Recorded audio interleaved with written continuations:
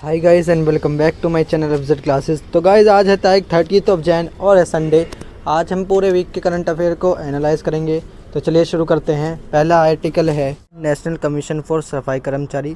आज हम इसके बारे में फुल डिटेल में स्टडी करेंगे। इसके रिगार्डिंग एक क्वेश्चन है मेंस में भी आ चुका है। ये आर्टिकल हमारा जीएस पेपर 2 में government policies and intervention issues related to SC and ST से इम्पोर्टेंट है। न्यूज़ में क्यों है? क्योंकि गाइस रिसेंटली यूनियन कैबिनेट ने क्या अप्रूवल किया है? Extension of national commission for सफाई कर्मचारी को एक्सटेंड कर दिया 3 साल के लिए। 31 मार्च 2022 से एक्सटेंड होगा। मैनुअल स्कैवेंजिंग क्या होती है? ये जैसे removal of human excrete from public state को जो साफ़ करते हैं, ड्राई लेटरिंग्स को जो साफ़ करते हैं, क्लीनिंग सेप्टिक टैंक्स को, गटर्स को, सीवर्स को जो साफ़ करते हैं, उन्हें मैनुअल स्कैवेंजर्स बोलते हैं। इसके की पॉइंट क्या हैं? एनसीसीएस के जो बनाया गया था वो 1993 में बनाया गया था। 1993 के एक्ट से एनसीएसके है, ये 29 फरवरी 2004 में इफेक्ट में आया था। ये एक नॉन स्टैट्यूटरी बॉडी है, इसका मतलब रेगुलेटरी बॉडी है। ये देख सकते हैं आप, ये है manual scavengers. The chairperson and members of the commission undertaken extensive, यानी कि बढ़ाने की रिकमेंड दिया है। ये सरकार को रिकमेंड देते हैं सफाई कर्मचारी को लेकर। इसका स्टेटस क्या है?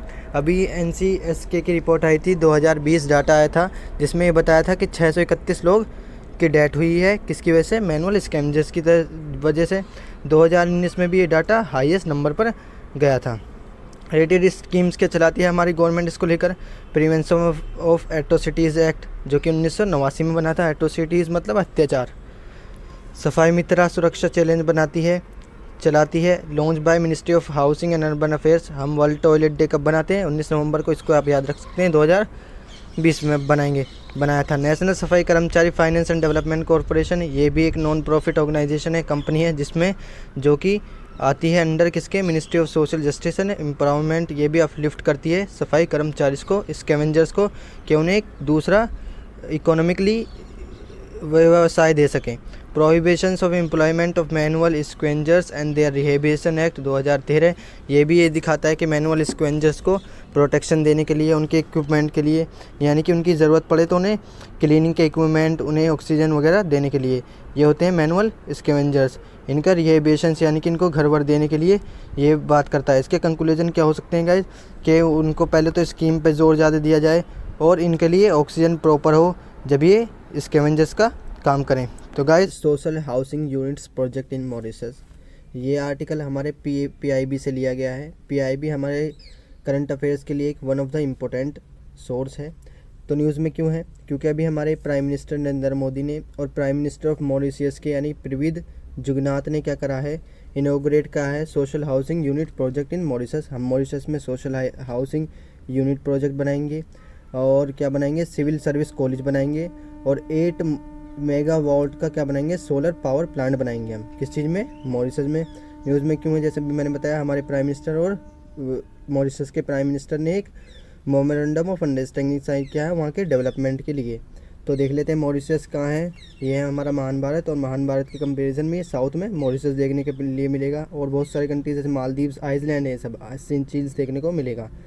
तो इसके की पॉइंट क्या है कि हमारी गवर्नमेंट ने क्या है, 2016 तक 353 मिलियन यूएसडी डॉलर मॉरिशस में स्पेशल इकोनॉमिक पैकेज के लिए लगा रखे हैं, जिनमें 5 प्रोजेक्ट प्रायोरिटी पाते हैं। जिसमें सबसे पहले आता है मेट्रो एक्सप्रेस प्रोजेक्ट चलाएंगे हम वहाँ पर, सुप्रीम कोर्ट बिल्डिंग बनाएंगे, न्यू ENT हॉस्पिटल बनाएंगे, डिजिटल टैबलेट्स बनाएंगे प्राइमरी स्कूल्स के लिए, प्राइमरी स्कूल्स के चिल्ड्रंस के लिए, सोशल हाउसिंग प्रोजेक्ट जो अब आया है हम उसको वहाँ पर ये बनाएंगे। ये 5 प्रोजेक्ट हम वहाँ पर बनाएंगे।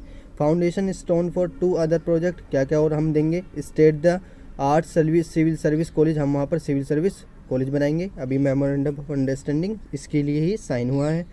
Provide a fully equipment and functional facility for the civil servant of an Mauritius, जो मॉरिशस के सिविल सर्वेंट होंगे उनको फैसिलिटीज़ हम प्रोवाइड कराएंगे। ये हमारा सब जो आएगा मिशन कम योग्य के अंदर आएगा।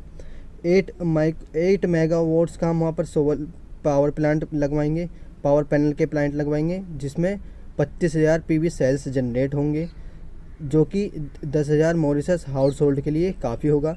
ये हमारा किसके अंदर आएगा? वन सन वर्ल्ड ग्रिड, जो आप जानते हैं इंडियन प्राइम मिनिस्टर और प्रेसिडेंट ऑफ फ्रांस ने ये चलाया था। ये हम first assembly of international solar alliance की क्या हुई थी? 2018 में हुई थी। ISA जो इंटरनेशनल सोलर अलायंस है इंडिया और फ्रांस के बीच में। एक्सचेंज ऑफ टू की बायलैटरल फैक्ट्स, इन्होंने क्या क्या करा है, अभी इंडिया ने कहा है कि हम line of credit 190 million USD किसको देंगे, मॉरिशस को देंगे, जिससे वहाँ के मेट्रो एक्सप्रेस होंगे और अदर इंफ्रास्ट्रक्चर प्रोजेक्ट क्या होगा, डेवलप होगा। और मेमोरेंडम ऑफ अंडरस्टैंडिंग साइन हुए, किस लिए साइन हुई है, स्मॉल डेवलपमेंट प्रोजेक्ट हम वहाँ पर इम्प्लीमेंट करेंगे। इंडिया मॉरिशस के रिलेशन देख लेते हैं। इंडिया और मॉरिशस के रिलेशन बहुत अच्छे हैं। इंडिपेंडेंस से पहले, मॉरिशस के इंडिपेंडेंस से भी पहले इंडिया और मॉरिशस के रिलेशन बहुत अच्छे हैं, जिसमें जो है इंडिया के लोग मॉरिशस में बहुत रहते हैं। लमसम 70% पॉपुलेशन जो मॉरिशस की वो इंडियन है। हम प्रवासी भारतीय दिवस बनाते हैं विद इंडियन डायस्पोरा के साथ। इसकी इंपॉर्टेंट क्या है इंडिया के लिए, जियो स्ट्रेटेजी के, यहाँ पर हम स्ट्रेटेजी वगैरह बना सकते हैं। इंडियन ओशन में जियो स्ट्रेटेजिक आइसलैंड है, जैसे सीचील्स हो गया, मालदीव्स हो गया, ये भी इंडिया के कंट्रोल्स में आते हैं ज़्यादातर। इनमें ही इंडिया की पॉपुलेशन बहुत ज़्यादा रहती है। ये हमारा सागर इनिशिएटिव के अंदर आता है। सागर हमने पिछले वीक भी पढ़ा था, जिसका मतलब है security and growth for all in region. जैसे साउथ में हम क्या कराएंगे, सबको ग्रोथ कराएंगे। देख लेते हैं चाइना का कंसर्न यहाँ पर देखने को मिलता है। स्ट्रिंग ऑफ पल्स मैंने पिछले वीक भी बताया था, जैसे पाकिस्तान को उसने सीपैक से कनेक्ट कर रखा है, ग्वादर पोर्ट से, मालदीव्स में इन्वेस्टमेंट कर रखा है, श्रीलंका में तो हम्बन तोता पोर्ट लीज पे भी ले रखा है, म्यांमार में भी उन्होंने इन्वेस्टमेंट कर रखा है चाइना ने। African Union, Indian Ocean Rim Association हम चलाते हैं, इंडियन ओशियन कमीशन भी हम चलाते हैं, स्मॉल आइसलैंड डेवलपमेंट स्टेट्स के लिए। पावेट ऑफ आइसलैंड पॉलिसी, इससे क्या होगा कि मॉरिशस हमारा वनीला आइसलैंड में आ गया। अब वनीला आइसलैंड क्या होते हैं, वनीला आइसलैंड ये कंट्रीज़ होती हैं, Seychelles, Maldives, exception Iceland, Diego, Garcia, Madagascar, Mauritius, ये सब क्या है वनीला आइसलैंड में। तो इससे मॉरिशस भी क्या होगा, वनीला आइसलैंड में आ जाएगा। इससे इसको बहुत सारी फैसिलिटीज़ हम देंगे।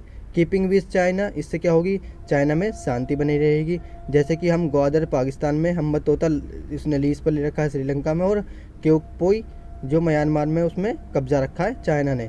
इंपॉर्टेंट डेवलपमेंट क्या है, अभी हमने क्या करा है 2021 में अप्रूव करा है साइनिंग ऑफ सेस्पा। अब जानते हैं सेस्पा, प्रेंसल ट्रेड, ये ट्रेड एग्रीमेंट होते हैं। सेस्पा, सेपा क्या होते हैं आज हमें बता सकते हैं आप कमेंट में, सेस्पा और सेसा। हम इसको क्या करेंगे, एडवांस्ड लाइट हेलीकॉप्टर MK3 हमको इसको मॉरिशस को प्रोवाइड कराएंगे। तो नेक्स्ट आर्टिकल है एंटी माइक्रोबियल रेजिस्टेंस। आज हम माइक्रोबियल रेजिस्टेंस के बारे में सब कुछ जानेंगे। न्यूज़ में क्यों है, क्योंकि global resource anti microbial resistance यानी ग्राम ने क्या करा है, एक रिपोर्ट दी है, जिसके अंदर बताया है कि 1.27 मिलियन मतलब 10 लाख के लमसम 10 लाख प्लस पीपल क्या हुए हैं, मरे हैं 2021-19 में। किसके द्वारा, IMR के द्वारा। एंटी माइक्रोबियल रेजिस्टेंस क्या होता है हम इसे आगे समझेंगे। Cause by lower respiratory infections, यानी कि उनका रेस्पिरेटरी सिस्टम ख़राब हो गया था, जिसकी वजह से उन्हें सेप्सिस एक बीमारी हो गई थी और उनका वो मर गए। अब सेप्सिस क्या होती है, sepsis occurs when chemical release in the blood stream to fight an infection. जैसे कोई हम केमिकल खाते हैं, कोई हमने दवाई खाई, तो उससे क्या होता है, वो बीमारी तो सही नहीं होती, हम उसको दवाई को खाते रहते हैं, जिसकी वजह से एक केमिकल सा बन जाता है ब्लड स्ट्रीम में, जो कि सूजन कर देता है हमारे ब्लड स्ट्रीम में। इसके सिम्टम्स क्या होते हैं, जिसकी वजह से ही सेप्सिस हो जाती है। सिम्टम्स क्या होते हैं, फीवर हो जाता है, डिफ़िकल्टी ब्रीथिंग, सांस लेने में परेशानी होती है, लो ब्लड प्रेशर हो जाता है, हार्ट बीट तेज चलने लगती है। इसके की पॉइंट्स क्या हैं, जैसे resistance acquired by the any microorganism, यानी कि बैक्टीरिया का रेजिस्टेंस बन जाता है, दवाई खाने के बाद भी ठीक नहीं होता। वायरसेस, फंगी, पैरासाइट, इसका रेजिस्टेंस बन जाता है। अब हम देखते हैं क्या होता है antibiotics resistance, how it spread, कैसे फैलता है। जैसे कोई एनिमल है, उसने क्या करा, कोई मेडिसिन खाई, उसको कोई बीमारी हुई, उसने मेडिसिन खाई, फिर वो मेडिसिन खाती रही, तो उससे क्या हो गया, उसमें एंटी माइक्रोबियल रेजिस्टेंस बन गया। फिर हमने उस एनिमल को खाया, एनिमल से क्या हुआ, वो हम में फैल गई, और वो किस चीज़ से, ज़्यादा गंदगी से भी फैलती है। एंटी माइक्रोबियल रेजिस्टेंस ऐसा होता है एंटी माइक्रोबियल रेजिस्टेंस। जो micro organisms anti microbial resistance फैलाते हैं उनको सुपर बग्स बोलते हैं। वर्ल्ड हेल्थ ऑर्गेनाइजेशन की भी एक रिपोर्ट आई है, जिसमें ये बताया है जो AMR है वो ग्लोबल हेल्थ में 10 थ्रीड्स हैं, यानी कि 10 बड़ी बीमारियों में से आती है। Reason for spread of IMR क्यों फैल रहा है, क्योंकि हम मिसयूज़ कर रहे हैं मेडिसिन का, हम छोटी सी बीमारी के लिए ज़्यादा मेडिसिन खा रहे हैं, और कंटेमिनेशन यानी कि गंदगी की वजह से ही फैल रहा है। मैन्युफैक्चरिंग साइट्स में जो गंदगी होती है उसकी वजह से ही फैलता है। IMR की इंडिया में सिचुएशन कैसी है, ये कम्बिनेशन ऑफ लार्ज पॉपुलेशन, यानी कि इसकी वजह से बहुत सारी पॉपुलेशन मर जाती है हर year annually. Multidrug resistant determine, New Delhi में भी क्या हुआ था, मेटालोबेटा लैक्टोमेसनेंडियम को बनाया गया था स्प्रेड ग्लोबली को बचाने के लिए। इंडिया में ये बताया गया कि 56,000 न्यूबॉर्न डेथ होती हैं पर ईयर इसकी वजह से। ये ICMR की रिपोर्ट है, Indian council of medical research की। मेजर टेकन को ये हमारी गवर्नमेंट इनिशिएटिव क्या चलाती है इसके लिए, आईएमआर के लिए। फर्स्ट तो है नेशनल प्रोग्राम ऑन आईएमआर कंटमिनेशन, ये लॉन्च हुआ था 2012 में। इसका भी यही है कि हम मेडिकल कॉलेज, बहुत सारे स्टेट में मेडिकल कॉलेज हमारे जिनमें अवेयरनेस दें आईएमआर को लेकर। दूसरा है नेशनल एक्शन प्लान और आईएमआर, ये वन हेल्थ अप्रोच है हेल्थ को बचाने के लिए। तीसरा है IMR surveillance and research network, ये भी 2013 में लॉन्च किया गया था। चौथा है IMR research and international collaboration, Indian council of medical research ने चलाया था। एंटीबायोटिक स्टेवर्ड्स प्रोग्राम ये भी है। तो गाइस वीडियो अच्छे लगे तो वीडियो को लाइक करें। नेक्स्ट आर्टिकल है deputation of all India services, यानी सर्विसेज ऑफिसर जो आईएएस होते हैं उनको लेकर बहुत दिन से न्यूज़ आ रही है। अब ये आर्टिकल हमारे जीएस पेपर 2 में role of civil services in Indian democracy से इंपॉर्टेंट है। न्यूज़ में क्यों है, क्योंकि अभी department of personnel and training जो DOPT होता है उसने क्या करा है, स्टेट्स को लिखा है, यानी कि यूनियन गवर्नमेंट ने स्टेट को लिखा है कि हम इंडियन एडमिनिस्ट्रेटिव सर्विस कैडरे की क्या करेंगे, 4 रूलों को बदलेंगे जो 1954 में बनाए गए थे। अभी हम इसको समझेंगे। अब देखते हैं गाइस, जो ऑल इंडिया सर्विस होती हैं उसके अंदर 3 सर्विस आती हैं, IAS, IPS और IFS। इसको कौन चुनता है, सेंट्रल गवर्नमेंट चुनती है, UPSC इसका एग्ज़ाम कराती है। ये जो IAS, IPS, IFS होते हैं ये स्टेट में जाते हैं, डिस्ट्रिक्ट को संभालते हैं, लेकिन इनमें सेंट्रल गवर्नमेंट को कुछ समय तक सेंट्रल गवर्नमेंट को भी संभालने का होता है, यानी कि जो लास्ट का पीरियड बचता है ये उसमें सेंट्रल गवर्नमेंट के लिए काम करते हैं। तो सेंट्रल गवर्नमेंट कह रही है कि स्टेट्स क्या हो रहे हैं, हमारे पास IAS, IPS, IFS नहीं भेज रहे। ज़रूरत क्यों है इनके सेंट्रल गवर्नमेंट में, मिनिस्ट्री, बहुत सारी मिनिस्ट्री उनको काम देखने के लिए। तो सेंट्रल गवर्नमेंट कह रही है कि स्टेट्स क्या हुए हैं, हमारे पास इनको भेज नहीं रहे। तो इस IAS क्या कह रहे हैं कि हम स्टेट्स के पास जो लेटर भेजते हैं, यानी कि हमें सेंट्रल गवर्नमेंट के पास भेज दो, तो उस पर लिखा होता है नो ऑब्जेक्शन, यानी कि CM की तरफ से, स्टेट के CM की वजह से नो ऑब्जेक्शन होता है। वो नो ऑब्जेक्शन का लेटर ही नहीं दे रहे IAS को, इस वजह से वो सेंट्रल गवर्नमेंट की तरफ नहीं जा पा रहे। सेंट्रल गवर्नमेंट ने इस चीज़ को लेकर ही कहा है कि हम 6 रूल बदलेंगे। Federal nature of IAS officer, अभी मैंने जैसे आपको बता दिया कैडरे के हम 6 रूल बदलेंगे। इसको कौन हैंडल करता है IAS ऑफिसर्स को, DOPT, ये हम सब जानते हैं। सेंट्रल डेपुटेशन रिजर्व्स, ये भी मैंने बताया कि रिजर्व कोटा है किसके लिए, सेंट्रल गवर्नमेंट के लिए, कि 40% क्या हो IAS ऑफिसर हमारे पास भेजे जाएँ स्टेट से, जबकि स्टेट्स ऐसा नहीं कर रहे हैं। In case of disagreement between the centre and the state, matter क्या होगा, सेंट्रल गवर्नमेंट के पास जाएगा। अगर कोई डिसएग्रीमेंट हुआ IAS में तो अब मैटर क्या होगा, सेंट्रल गवर्नमेंट की तरफ जाएगा। यह भी रूल बनाए गए हैं।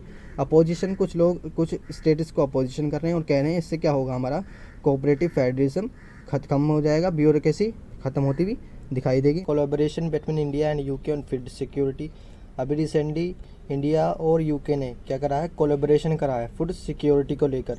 ये आर्टिकल हमारा GS पेपर 2 में various topics, international treats and agreements, government policies and intervention और ETC से इम्पोर्टेंट है। न्यूज़ में क्यों है, क्योंकि अभी union minister of science and technology ने क्या करा है, जॉइंट इंडिया UK मीट हुई है, जिसमें फूड सिक्योरिटी के लिए और जीरो हंगर के लिए कोलैबोरेशन करा है 2 नेशंस ने, इंडिया और UK ने। देख लेते हैं UK क्या है, ये मैप में देख सकते हैं आप, ये UK है। UK में और ग्रेट ब्रिटेन में बहुत कन्फ्यूज़न होती है। UK क्या है, यूनाइटेड किंगडम जो है उसके अंदर 4 आते हैं, नॉर्दर्न आयरलैंड, स्कॉटलैंड, इंग्लैंड और वेल्स। और जो ग्रेट ब्रिटेन के अंदर आते हैं वो 3 आते हैं, स्कॉटलैंड, इंग्लैंड एंड वेल्स। की पॉइंट्स क्या है इसके, दोनों ने क्या करा है, ग्लोबल कोऑपरेशन करा है, और भी बहुत सारे फील्डों में जैसे agriculture, medicine, food, pharma, engineering और डिफेंस। और कहा है कि हम अपने टाइज को अच्छा करेंगे किसकी चीज़ में, basic researches, technology development, product development as well as product process में भी हम अपने टाइज को स्ट्रॉन्ग करेंगे। Issues of shrinking arable land क्या होती हैं, एरेबल लैंड वो होती हैं जिन पर एग्रीकल्चर होती है, उन्हें एरेबल लैंड बोलते हैं। एरेबल लैंड भी क्या हो रही हैं, घट रही हैं। Sustainable food production the south Asian region में एरेबल लैंड भी क्या हो रही हैं, घट रही हैं। किस वजह से, मेजर कंसर्न क्या है, ग्लोबल क्लाइमेट चेंज से। अभी रिपोर्ट आई थी, एरेबल लैंड क्या हुई थी साउथ एशिया में 43% थी 2018 में, 1970 से ये 43% ही है। All of the growth in crop production and will help compensate for loss, यानी कंपनसेशन देंगे, एक्सग्रेशिया देंगे, जिससे क्या होगा, हमारे जो एरेबल लैंड है वो बढ़ते दिखाई देंगे। Improving quality of nutrition food की क्वालिटी को बढ़ाएंगे। इसमें एक बॉडी आती है NABI, national agri food biotechnology institute, जो इसको हैंडल करती है। Joint funding to address the challenge, और क्या क्या चैलेंज है, need to shift significantly as climate change progress, यानी क्लाइमेट चेंज को हम ख़त्म करेंगे दोनों कंट्रीज़ मिलकर। इंडिया UK के पार्टनरशिप क्या है, अभी इंडिया UK क्या है, एक वाइब्रेंट डेमोक्रेसी है, बहुत बड़ी डेमोक्रेसी है हिस्ट्री में अगर देखा जाए। इंडियन जो हैं यूके में भरे पड़े हैं। डायस्पोरा, इंडियन डायस्पोरा यूके में बहुत ज़्यादा है। यूके जो है one of the largest investor है इंडिया का, किस चीज़ में, G20 कंट्रीज़ में। फ्री ट्रेड दोनों नेशन के बीच में हो चुका है। फ्री ट्रेड एग्रीमेंट्स यूके क्या करता है, इंडिया को इंडो पैसिफिक रीजन में बहुत ज़्यादा मदद करता है। देख लेते हैं G20 कंट्रीज। ये G20 कंट्रीज़ का पार्ट क्या है, इंडिया भी है और यूके भी है। इंडो पैसिफिक रीजन देख लेते हैं, ये इंडिया के साउथ वाला Indo Pacific region. Road map क्या है 2030 तक दोनों के, एक तो कंप्रहेंसिव स्ट्रेटेजिक पार्टनरशिप रहेगी 2030 तक, एक बायलैटरल टाइज दोनों के बने रहेंगे, और climate, trade, education, science and tech and defence में फ्रेमवर्क ला के देंगे UK. Light combat aircraft mark 2 अभी हमने इंडिया ने जो बनाया था, यूके ने उसको बहुत सपोर्ट किया था। दोनों के बीच में एक्सरसाइजेस कौन कौन सी होती हैं, ये इंपॉर्टेंट है। Air force exercise Indra Dhanush, navy exercise Konkan, army exercise Ajeya warrior. इसमें ये क्वेश्चन बन जाते हैं प्रीलिम्स में इसके अकॉर्डिंग।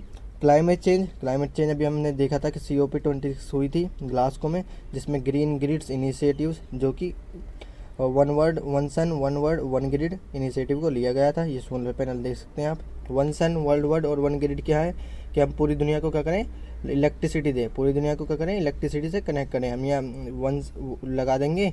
सन्स की सबसे पहले जानते हैं आपकी रोशनी कहाँ जाती है, जापान में जाती है, जिसको अब राइजिंग ऑफ द सन भी बोलते हैं, जिसकी हम यहाँ सोलर पैनल लगाएंगे और वो हमें US में भी इलेक्ट्रिसिटी मिलने को मिल जाएगी। नेक्स्ट आर्टिकल है relocating the Amar Jawan Jyoti to national war memorial. ये बहुत दिन से न्यूज़ में चल रहा है, देख लेते हैं। GS पेपर 1 में हमारा quick facts for prelims. Post independence consolidations of India से इंपॉर्टेंट है, न्यूज़ में क्यों है, क्योंकि हिस्टोरिकल मूव हुआ है। अमर जवान ज्योति मर्ज कर दी गई है किसके साथ, नेशनल वॉर मेमोरियल फ्रेम। देखेंगे अभी क्या है, ये देखते हैं। ये जो आग से जल रही है ना, ये अमर जवान ज्योति है। इसके की पॉइंट क्या है, अमर जवान ज्योति जो था एस्टेब्लिश हुआ था 1972 में, जब हमने इंडिया ने क्या करा था, विक्ट्री करी थी पाकिस्तान पर 1971 के वॉर में। जबकि जो ईस्ट, पहले ये जो बांग्लादेश होता था ये ईस्ट पाकिस्तान होता था, और जो ये पाकिस्तान अब है वो वेस्ट पाकिस्तान होता था। 1971 में जब लड़ाई हुई तो ये बांग्लादेश निकल के आया इंडिपेंडेंट कंट्री। ये देख लेते हैं, इंदिरा गांधी ने अमर जवान ज्योति सबसे पहले जलाई थी। Amar Jawan Jyoti underneath Indian Gate, India Gate पर है, आइकॉनिक सिंबल है नेशनल ट्रिब्यूट का। इंडिया गेट मेमोरियल जो था वो किसके द्वारा बनाया गया था, ब्रिटिश गवर्नमेंट के द्वारा, जब पहला वर्ल्ड वार हुआ था 1914 से 1921। Reason for the relocation, reason क्या है इसके, India Gate are of an only martyrs, यानी कि कुर्बानी का वो है कि सोल्जर्स ने यहाँ पे बहुत सारी कुर्बानी दी है, लिखा हुआ है। British in world war first Anglo Afghan war में। देख लेते हैं हम इंडियन गेट, ये इसकी तरह बना हुआ है, कुछ इसकी तरह, RA ट्रॉफी। इस पर ऐसे जिन्होंने सेक्रीफाइस किया है अपनी देश के लिए, यानी कि इंडिया के लिए, उसके उनके नाम लिखे हुए हैं। ये अभी इसके बारे में हम देखेंगे। Canopy with statue of king George का लगा हुआ है। अब इसके लिए भी एक बात चल रही है कि यहाँ पर क्या हुआ कि ये देख सकते हैं आप, ये मेमोरियल वॉर है, नेशनल मेमोरी वॉर। इसके सामने बीच में जो इंडिया गेट के बीच में है स्टेचू सा, इसमें क्या हुआ है, किंग जॉर्ज की मूर्ति लगी हुई है। अब यहाँ पर सुभाष चंद्र बोस की मूर्ति लगेगी, ये हमारे PM ने कहा है। इसमें भी क्या हुआ है, सेक्रीफाइस के नाम लगे हुए हैं जिन्होंने बलिदान दिए। फर्स्ट मेड इन 1960 में ये बनाया गया था नेशनल वॉर मेमोरियल, जो डेडिकेट करता है हमारे सोल्जर के लिए।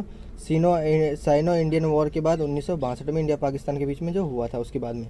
नेक्स्ट आर्टिकल है SC on inheritance of daughters. इस आर्टिकल पर हम ध्यान समझेंगे, ये बहुत इंपॉर्टेंट है। अभी सुप्रीम कोर्ट का क्या है, अप्रूवल आया है कि जो फादर की प्रॉपर्टी होगी उस पर डॉटर का भी हक होगा। यह आर्टिकल हमारा GS पेपर 2 में constitutional amendment, fundamental rights, judicial judgement and cases issues related to women से इंपॉर्टेंट है। न्यूज़ में क्यों है, क्योंकि अभी सुप्रीम कोर्ट ने क्या क्लियर कर दिया है कि हिंदू सक्सेशन एक्ट में अमेंडमेंट होंगे, जिससे बताया जाएगा कि वुमेन का भी क्या है, इतना ही हक है जैसे मैन का हक है किस चीज़ में, बाप की प्रॉपर्टी में। Trial court held that since the person had died, जो मर चुका है 1956 से पहले 1956 का हिंदू सक्सेशन एक्ट था, जिसमें बताया गया था कि सिर्फ फादर की जो प्रॉपर्टी है उस पर मेल का ही हक होगा, लेकिन अब बताया गया है कि वीमेन का भी हक उसमें होगा। की पॉइंट्स क्या है, daughter inheritance property of man who had died, जो मर चुका है उसकी प्रॉपर्टी अब डॉटर को भी दे सकते हैं। Expected the Hindu women's right में लाया गया है। Ancient text and judicial procurement, अभी मैं आपको समझाता हूँ।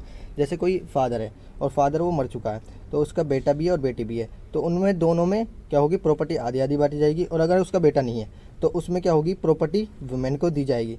और ना जाने अगर वो वीमेन भी मर गई तो प्रॉपर्टी ससुराल वालों को नहीं मिलेगी, प्रॉपर्टी किसको मिलेगी, जो उनके चाचा वाचा हैं उनको प्रॉपर्टी दे दी जाएगी। ओल्ड लॉ में क्या हुआ है, अमेंडमेंट हुआ है। प्रॉपर्टी आफ्टर वुमेन डेथ, ये जो मैंने आपको बताया, ये कर्नाटक तमिलनाडु का केस था 1949। Land rights and women's India related data आप देख सकते हैं। नेशनल फैमिली हेल्थ केयर ने बताया, हेल्थ सर्वे ने बताया था कि 43% वीमेन क्या करती हैं, घर को चलाती हैं जब वो फादर की डेथ हो जाती है। पैट्रियार्की क्या होती है, जो प्रॉपर्टी होती है फादर की वो मेल को दे देते हैं, वीमेन को नहीं देते हैं, इसको बोलते हैं पैट्रियार्की। हिंदू सक्सेशन एक्ट 1956, ये मितिक सरा स्कूल ऑफ हिंदू लॉ जो हिंदू सक्सेशन एक्ट आया था 1956 में, इसमें सबको अप्लाई था, मुस्लिम को भी, क्रिश्चियन को, पारसी को, जैव को और बहुत सारे रिलीजियस को, इसमें हिंदूज को भी अप्लाई किया गया था। हिंदू सक्सेशन एक्ट में भी अमेंडमेंट मैंने बताया हुआ है 2005 में, जिसमें वीमेन को भी क्या कर दिया गया है, रिकॉग्नाइज कर दिया गया है कि वो भी प्रॉपर्टी में हिस्सेदार होंगी। किस चीज़ की, फादर की प्रॉपर्टी में। इंडियन इन्वायरमेंट सर्विस, ये आर्टिकल हमारा इम्पोर्टेंट है। न्यूज़ में क्यों है, क्योंकि अभी सुप्रीम कोर्ट ने क्या कहा है, सेंटर से एक बॉडी को इस्टेब्लिश करने के लिए कहा है इंडियन एनवायरमेंट सर्विस को लेकर। ये जो है इसको रिकमेंड किया गया था 2014 में, यानी कि बहुत पहले इसको रिकमेंड किया गया था, जिसके चेयरमैन जो थे TSR सुब्रमण्यम थे। ये आर्टिकल द हिंदू से लिया गया है, मैं आपको सोर्स भी बताता रहूँगा। ये आर्टिकल हमारा GS पेपर 3 में environmental pollution and degradation disaster management से इम्पोर्टेंट है। कमेटी के बारे में थोड़ा सा जान लेते हैं। कमेटी हाई लेवल कमेटी थी जो 2014 में अगस्त में बनी थी, जिसके चेयरमैन कौन थे, सुब्रमण्यम थे। ये अंडर में किसके थी, ministry of environment forest and climate change के अंडर थी। इसका काम क्या था, ये इन्वायरमेंटल लॉज को कंट्रीज़ में रिव्यू करती थी और उसके हिसाब से ही उन पर वर्क किया जाता था।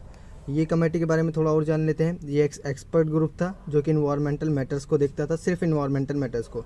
इसकी ज़रूरत क्यों पड़ी, क्योंकि हमारा इन्वायरमेंटल क्या हो रहा था, ग्रेजुअली डिग्रेडेशन हो रहा था, यानी कि इन्वायरमेंट हमारा घट रहा था, इकोलॉजिकल इम्बैलेंस हो रहा था। किसकी वजह से, क्लाइमेट चेंज की वजह से, वाटर स्कार्सिटी की वजह से, वाटर की कमी की वजह से। इन्वायरमेंटल इशू आ रहे थे, air pollution, water pollution, non eradication of solid waste आ रहा था। इसकी वजह से ये कमेटी को बनाया गया। Observation of TSR Subramanian committee, observation क्या है इसके, inform that the government servants might not be able to, ये कमेटी ये बताती है कि गवर्नमेंट ऑफिसर जो हैं वो इन्वायरमेंटल कोशिश के लिए टाइम नहीं निकाल पा रहे, उन पर काम नहीं कर पा रहे। लैक ऑफ स्पेशलाइज्ड कैडरे, इसके लिए एक स्पेशल कैडरे नहीं है एडमिनिस्ट्रेशन में। स्ट्रॉन्ग इन्वायरमेंटल पॉलिसीज़ नहीं है हमारे पास, लेजिस्लेटिव फ्रेमवर्क हमारा वीक है। इसमें बहुत सारी मिनिस्ट्रीज तो आती हैं, इंस्टीट्यूशन तो आते हैं, लेकिन वो इन्वायरमेंट पर कंसर्न सही से नहीं कर पाते हैं। इसके लिए चैलेंज क्या है, हमारे पास एक और बॉडी है इस चीज़ को टैकल करने के लिए, जो UPSC चुनती है, Indian civil service, Indian forest service, जो इंडियन सर्विस में चुनी जाती है, इंडियन फॉरेस्ट सर्विस। फिर ये IAS क्या होगी, उससे ओवरलैप कर जाएगी, जिसका ये चैलेंज दिखाया गया है। तो नेक्स्ट आर्टिकल है K-शेप रिकवरी। आज हम K-शेप रिकवरी के बारे में सब कुछ जानेंगे। What is K shape recovery in economic recovery. News में क्यों है, क्योंकि अभी ये क्या हुआ है, राउंड हुआ है किसका, ICE 360 का सर्वे हुआ है 2021 में, जिसमें बताया गया है कि हमारी इंडिया की जो इकोनॉमी है आफ्टर कोरोना वायरस पेंडेमिक क्या हुई है, K-शेप रिकवरी दिखाई दी है। ये कंडक्ट किसने किया है, प्राइस ने, people research on Indians consumers economy ने। ये क्या बताता है, किस चीज़ का डाटा बताता है, अप्रैल एंड अक्टूबर में 2021 का। ये आर्टिकल हमारा GS पेपर 3 में ग्रोथ एंड डेवलपमेंट से इम्पोर्टेंट है।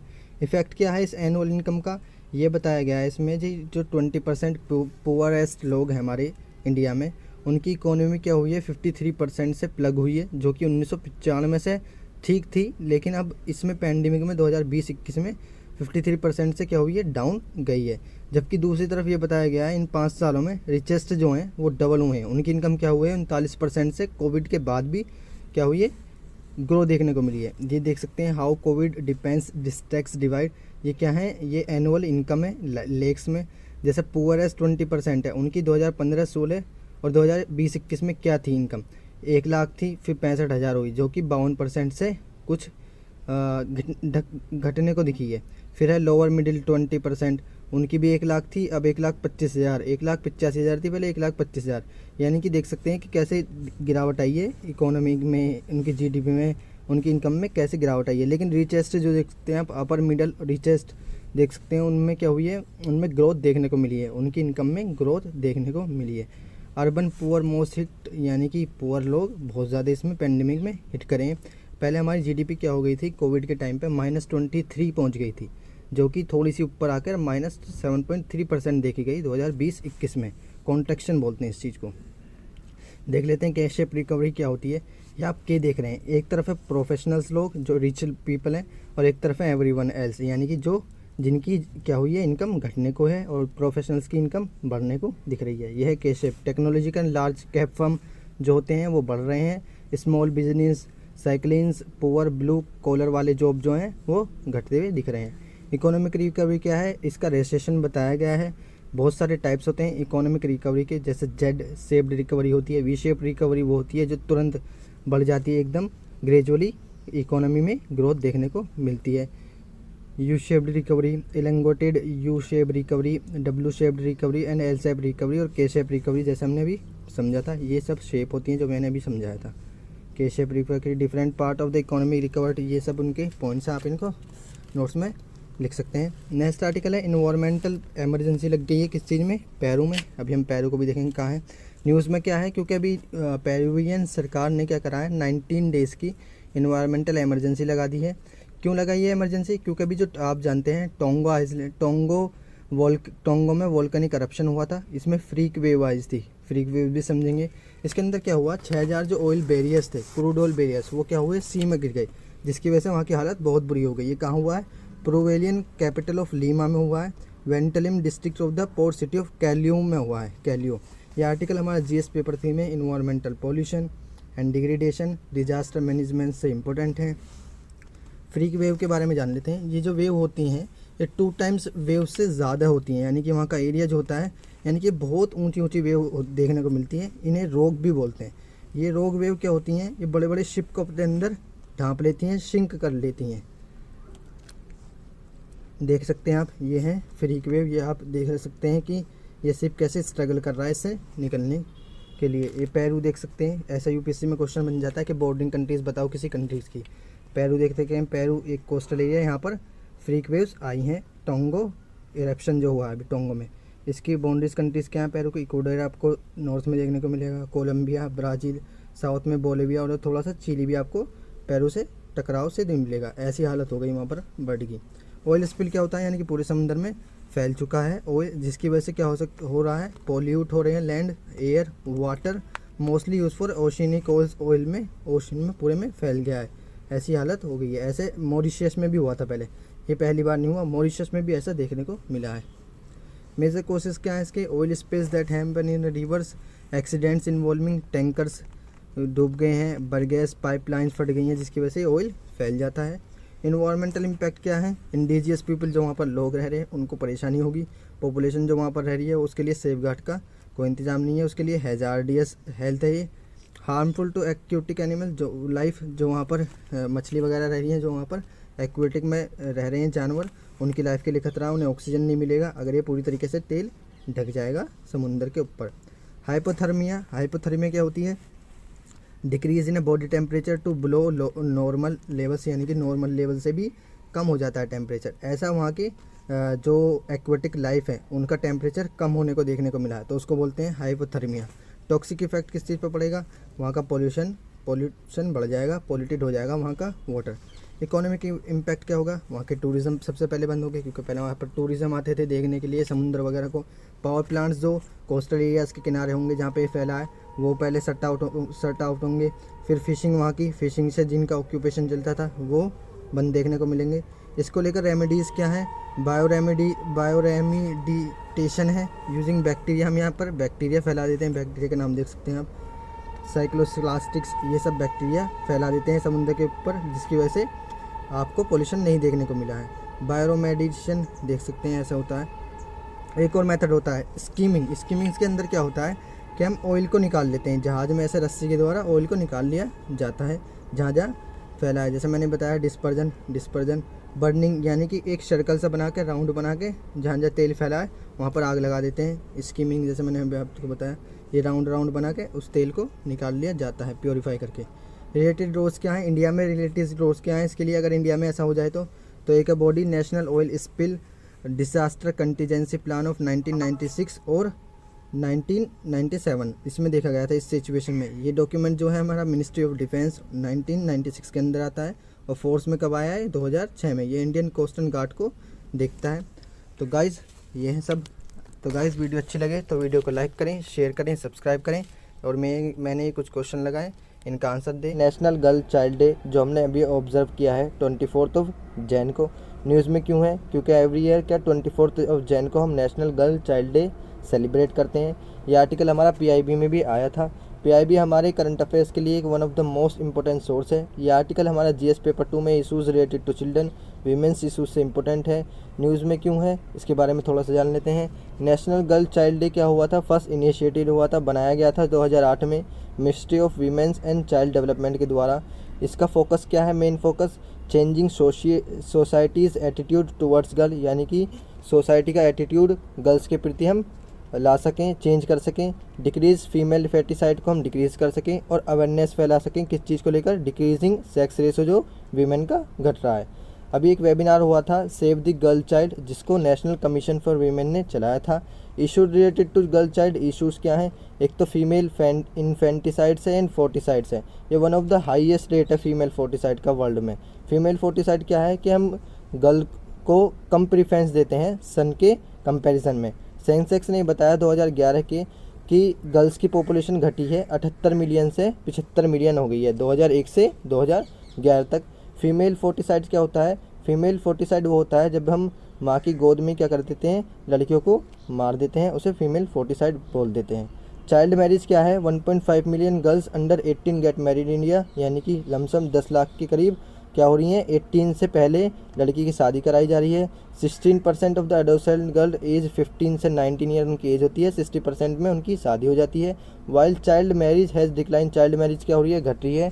जो 27% थी 2015-16 में, 23% बची है किस चीज़ में? 2019-20 में। ये नेशनल फैमिली हेल्थ सर्वे का डाटा है।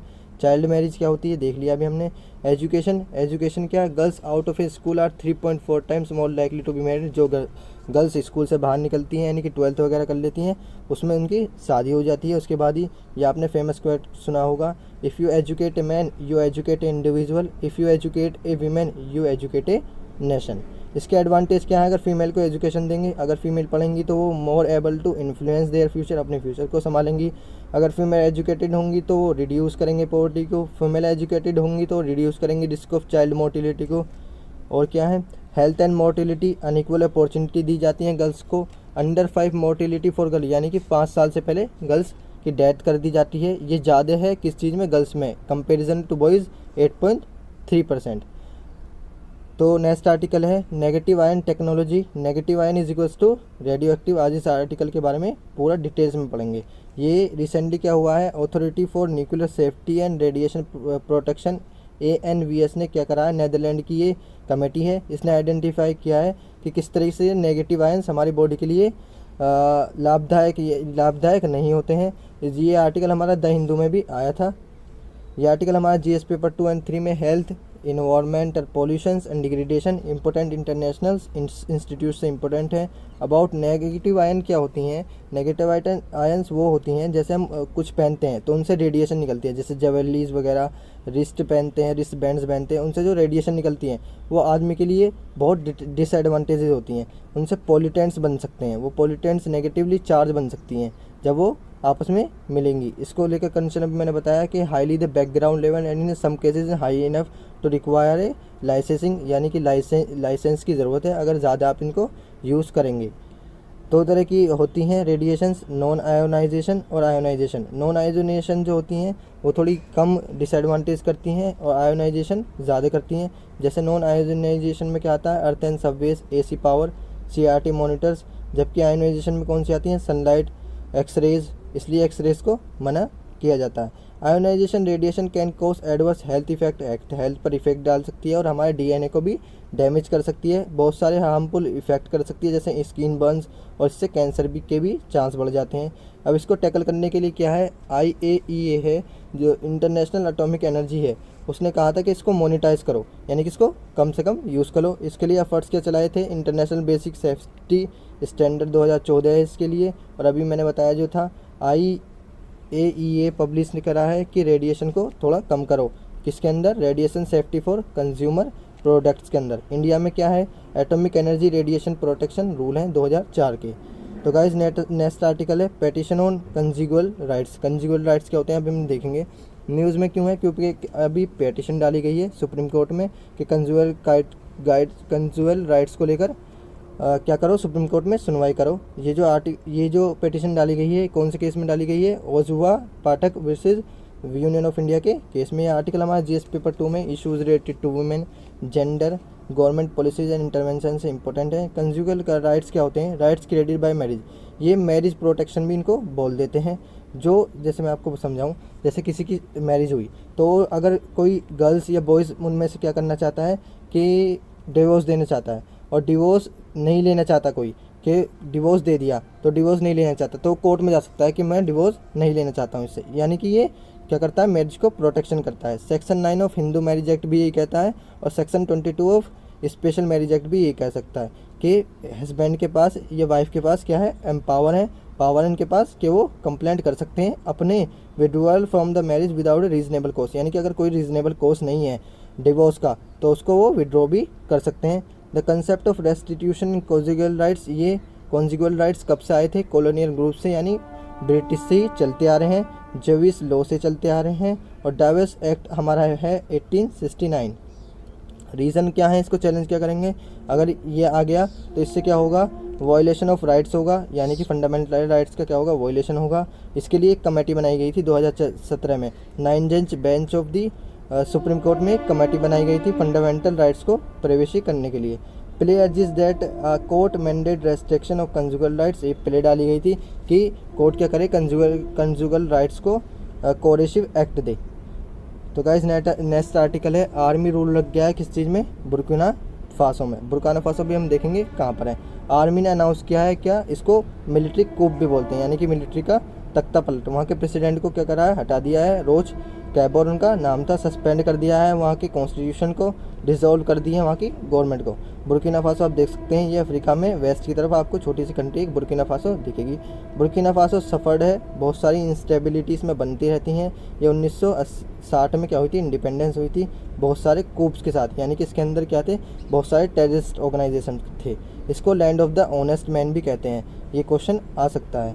जो क्या हुआ था, किसके द्वारा इसको land of the honest man कहते हैं? एक वहाँ के रिवोल्यूशनरी मिलिट्री थे, क्या नाम था उनका? थॉमस संकारा, जो कि पावर में आए थे 1983 में। देख लेते हैं जूम करके बुर्किना फासो एरी। उसके ऊपर माली जो है, इसमें भी क्या है? बहुत सारे टेररिस्ट ऑर्गेनाइजेशन आपको देखने को मिलेंगे।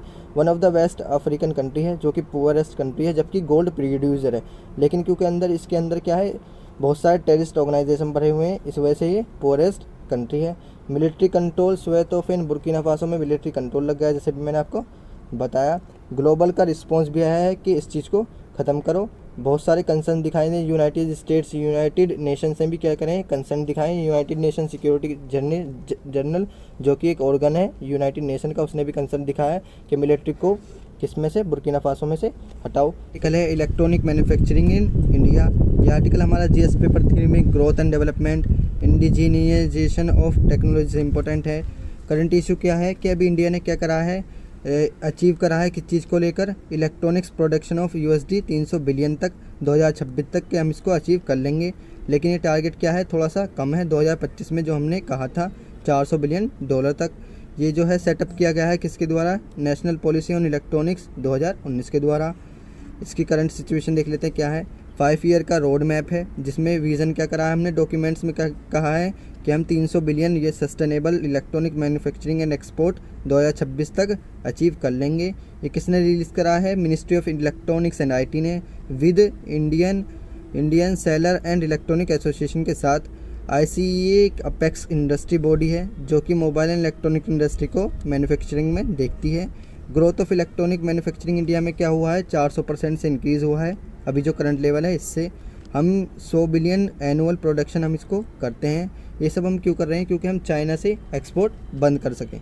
प्रोडक्ट जो हम एक्सपेक्टोरी लेड, यानी कि जो हम प्रोडक्ट एक्सपोर्ट करेंगे वो कौन कौन से हैं? जैसे mobile phones, ID hardwares, laptop, tablets, consumers electronics, TV and audio और ETC, हम ये सब क्या करेंगे? एक्सपोर्ट करेंगे। चैलेंजेस क्या है इसको लेकर? क्वालिटी, एक तो नॉन टैरिफ इंफ्रास्ट्रक्चर पे क्या होगा, टैरिफ फ्रेट ट्रेड एग्रीमेंट में क्या होगा। सजेशन क्या दिए हैं, $300 बिलियन तक क्या हम करेंगे, 2025-26 तक इसको अचीव कर लेंगे, इंडिया ने कहा है। इंडिया इलेक्ट्रॉनिक्स मैन्युफैक्चरिंग इंडस्ट्री, यानी कि इंडिया में अब करंट सिचुएशन क्या है इलेक्ट्रॉनिक मैन्युफैक्चरिंग इंडस्ट्री की, हमने क्या करते हैं, हम एनुअली $37 बिलियन का क्या करा हमने 2015 से 16 में एक्सपोर्ट किया है, और हम $67 बिलियन का 2020-21 में कर चुके हैं। लेकिन क्या हुआ है 2021 में थोड़ा सा घटा है कोविड-19 की वजह से। एक कंपेटिटिव स्ट्रेटजी इसको कह सकते हैं, क्योंकि हम यह हमारा अचीव करने में मदद करेगा किस चीज़ को, make in India for the world. Related initiative क्या है इसको लेकर, एक तो स्पीस और एक है EMC 2.0 और एक है DLI स्कीम। तो नेक्स्ट आर्टिकल है बेसल स्टेम रोट फंजाई। ये करंट इशू क्या है, अभी केरला में क्या करा है, रिसर्चर ने एक फंजाई को ढूंढा है, 2 फंजाई की न्यू जातियों को ढूंढा है जिनका नाम है जेनस गैंडोरमा। 2 एसोसिएट करते हैं किस चीज़ से, कोकोनट स्टेम रोट डिसीज से। ये आर्टिकल हमारा GS पेपर 2 और 3 में हेल्थ एंड एनवायरनमेंट से इंपॉर्टेंट है, इसके बारे में जान लेते हैं। फंजाई स्पीसीज़ है जो कि रिलीज़ करती है, इसका साइंटिफिक ये रहा नेम, ये कि इम्पोर्टेंट है। द बट रोट और basal stem rot of coconut is known by the several name in different parts of India. इसको गंदोरा कहते हैं आंध्र प्रदेश में, अनाबारगो कहते हैं कर्नाटक में, और तंजवीर वेल्ट कहते हैं तमिलनाडु में। The infection begins at the roots पर इन्फेक्शन होता है सबसे पहले कोकोनट्स के पेड़ पर। Include discolourisation and rotting, discolour कर देता है उसको, ऐसे ओजिंग सी लग जाती है, फंजाई लग जाता है पेड़ पर। द रेडिश ब्राउन ओजिंग लग जाती है जो भी मैंने बताया पेड़ पर। और once infected recovery of the plant is not likely, यानी कि रिकवरी नहीं हो पाती उस प्लांट की जल्दी से। फंजाई क्या होते हैं, फंजाई होते हैं सिंगल सेल्ड और very complex multi cellular organism होते हैं। ये हमेशा लैंड पर रहते हैं ज़्यादातर, ये डेड प्लांट मैटर हैं, और ये एथलेटिक्स फुट्स यानी कि रिंगवॉर्म्स और थम्प्सा कर देते हैं अगर वीमेन की या वुमेन की बॉडी पर लग जाते हैं। इस तरीके से फंजाई लग जाता है तो पैर ऐसे हो जाते हैं, जीभ ऐसी हो जाती है कुछ। तो नेक्स्ट आर्टिकल है इंटरनेशनल काउंटर टेररिज्म 2022। अभी क्या हुआ है, इंटरनेशनल काउंटर टेररिज्म कॉन्फ्रेंस हुई है 2022 की, जो ऑर्गेनाइज़ की है किस चीज़ ने, GCTC यानी कि ग्लोबल काउंटर टेररिज्म काउंसिल। ये एक इंटरनेशनल थिंक टैंक काउंसिल है। ये आर्टिकल हमारा GS पेपर 3 में सिक्योरिटी से इंपॉर्टेंट है। इसमें इशू क्या रेज किए हैं इंडिया ने, कि एमरजेंसी ऑफ न्यू रिलीजियोफोबिया। रिलीजियोफोबिया क्या होता है, डराना, किसी रिलीजन से डराना। जैसे मुस्लिम के लिए है, ऐसी स्पेशली किसके लिए करें, हिंदू के लिए, बुद्धिस्ट के लिए और सिख्स के लिए। जैसे आप जानते हैं एंटी सेमिस्टम्स, ये किसके लिए होता है, सेमिटिज़म, ये किसके लिए होता है, ये क्रिश्चियंस के लिए होता है। लेबलिंग टूरिज़्म, यानी कि ये जो बॉडी अभी मैंने बताई GCTC, ये किस चीज़ को काउंटर करती है, ये काउंटर करती है टेररिज्म को लेकर। Label terrorism into categories, danger होता है टेररिज्म, आप सब जानते हैं। ग्लोबल काउंटर टेररिज्म स्ट्रेटेजी को लेकर। टेररिज्म इन इंडिया, क्या क्या इनिशिएटिव है इंडिया के टेररिज्म को टैकल करने के लिए, एक है UAPA और एक है national security guard NSG। Next article है एक्सपोर्ट ऑफ गार्गिन्स। गार्गिन्स क्या होते हैं, कुकुम्बर। करंट इशू क्या है, India become the larger exporter बन गया है किस चीज़ का, गार्गिन्स का इन द वर्ल्ड में। गार्गिन्स का नहीं, गार्गिन्स के पिकलिंग कुकुम्बर का, यानी कि कुकुम्बर के अचार का। इसने अभी इंडिया ने क्या करा है, 1,23,846 मेट्रिक टन जो है एक्सपोर्ट किया है $114 मिलियन का अप्रैल अक्टूबर 2020-21 में। यह आर्टिकल हमारा GS पेपर 3 में food security, agricultural marketing, agriculture resources से इम्पोर्टेंट है। गार्किन्स क्या होते हैं, ये अचार जो होता है कुकुम्बर्स का, उनको क्या बोलते हैं, गार्किन्स बोलते हैं। गार्किन की कल्टीवेशंस क्या हो रही है, 1990 से चलती आ रही है, और सबसे पहले इसकी कल्टीवेशन कहाँ हुई थी, Karnataka state in south India में इसकी हुई थी। अब इसकी तमिलनाडु और आंध्र प्रदेश में भी होती है कल्टीवेशन। आइडियल सोल टाइप चाहिए इसको क्या चाहिए, 15 डिग्री सेंटीग्रेड के टेम्परेचर से ज़्यादा चाहिए और 35 डिग्री से कम चाहिए, जब इसकी कल्टीवेशन हो सकती है। इंडिया क्या करता है, 50% प्रोडक्शन करता है पूरे वर्ल्ड में गार्किन्स की। Currently exported to more 20 countries को इंडिया क्या कर रहा है, अभी करंटली एक्सपोर्ट कर रहा है, जिसमें आती हैं बड़ी बड़ी countries, North America, European countries and oceanic countries such as USA, France, Germany, Australia, Spain, South Korea, Canada, Japan, Belgium, Russia, China, Sri Lanka and Israel. इन सबको क्या कर रहा है, इंडिया एक्सपोर्ट कर रहा है गार्किन्स। इसकी इंपॉर्टेंस क्या है, इससे क्या होगा, हमारा फार्मर प्रोड्यूसर होगा, फार्मर हमारे प्रोडक्शन ज़्यादा होंगे, फार्मर को बेनिफिट होगा। 10,000 जो 1 लाख जो स्मॉल फार्मर हैं वो इसको क्या करते हैं, कल्टीवेट करते हैं।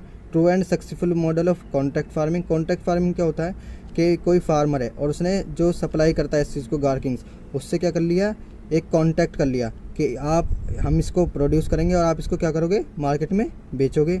Agriculture and food processed food products export development authority इसको क्या करती है, हैंडल करती है। ये एस्टेब्लिश हुई थी under an act of parliament में, mandate with the responsibility of export promotion and development. तो गाइज़ वीडियो अच्छी लगे तो वीडियो को लाइक करें, शेयर करें एंड सब्सक्राइब करें। मिलते हैं अगली वीडियो में, जब तक के लिए थैंक यू, जय Hind and never give up. और ये मैंने कुछ क्वेश्चन लगाए, इनका आंसर कमेंट में।